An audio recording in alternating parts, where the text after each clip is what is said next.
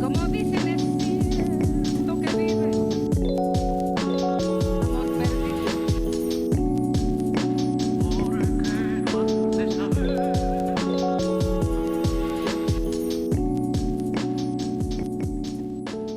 Bonjour à tous, merci d'être si nombreux. C'est un grand jour pour nous tous. Vous avez compris, on va parler ce matin de GPEC.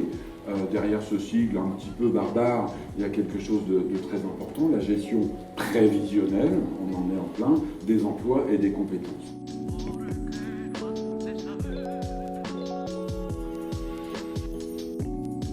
On va passer au débat et pour ça je vais demander à Marc Denis, sénateur maire de Valbonne et vice-président de la CASA et du CIMISA de venir me rejoindre, accompagné de monsieur Jean-Pierre Mascarelli, qui est président délégué du CIMISA et de la CASA, de monsieur Gia Ferry, président d'Amadeus et vice-président du Sofia Club d'entreprise, Jean-François Agostini, qui est directeur territoire et entreprise de la Chambre de commerce et d'industrie de Nice Côte d'Azur, Jacques Le Sieur, directeur général de Team Côte d'Azur, et monsieur Pierre Baretti, le PDG Talpedia.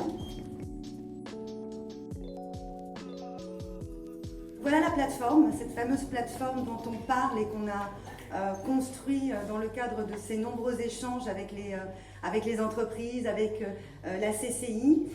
C'est une version pilote que je vous présente et la version 1 qui est mise en œuvre en avril, sera celle qui va se poursuivre, je pense, jusqu'à la fin de l'année 2016 et elle s'améliorera et elle se perfectionnera au fur et à mesure des besoins et des attentes des entreprises adhérentes. Elle devient personnalisée avec des codes d'accès en fonction qu'on est une entreprise ou en fonction qu'on est un collaborateur d'une entreprise pour pouvoir accéder à des éléments d'information et au parcours que je vais vous présenter. Chacun va y trouver son espace, donc je suis entreprise, j'y trouve mon espace, je suis salarié, j'y trouve mon espace. Le collaborateur qui va suivre un chemin de réflexion, c'est véritablement un parcours de réflexion, eh bien il va dans un premier lieu s'interroger, passer par différents exercices, construire un certain nombre d'éléments et ensuite avec tout ça venir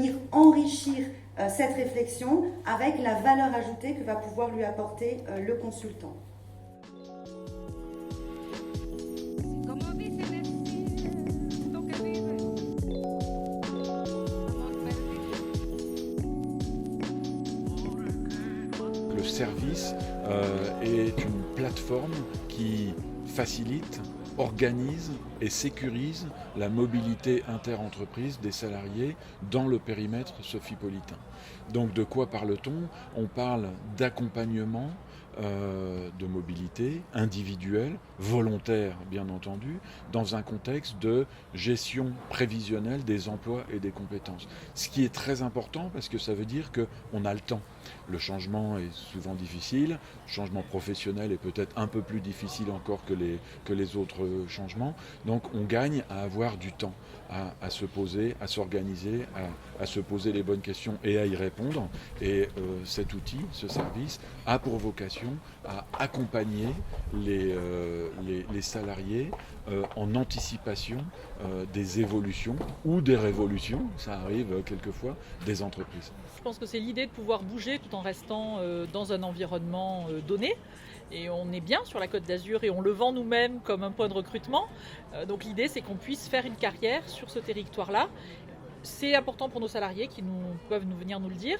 C'est important pour nous en termes d'entreprise parce que c'est aussi l'offre que l'on fait de venir travailler dans ce bassin d'emploi en disant que vous aurez des opportunités de carrière, bien sûr au sein de notre entreprise, mais des gens peuvent avoir envie d'avoir des opportunités de carrière et ils le regardent souvent aussi pour leurs conjoints.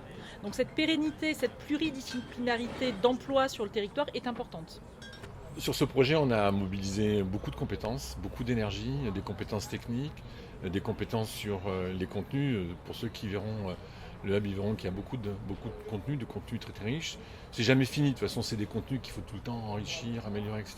C'est un gros investissement pour une petite entreprise comme la nôtre, mais on a trouvé que l'enjeu était à la hauteur, l'investissement était à la hauteur de l'ambition et d'Altedia et du territoire, parce qu'on sait bien que la combinaison des facteurs qui sont les entreprises, les salariés et la technologie sont indispensables. On a un métier qui est fondamental, c'est accompagner des ressources humaines dans des transitions professionnelles, et c'était une très belle façon de montrer qu'on était très motivés et qu'on était prêt à investir pour ce type de projet-là.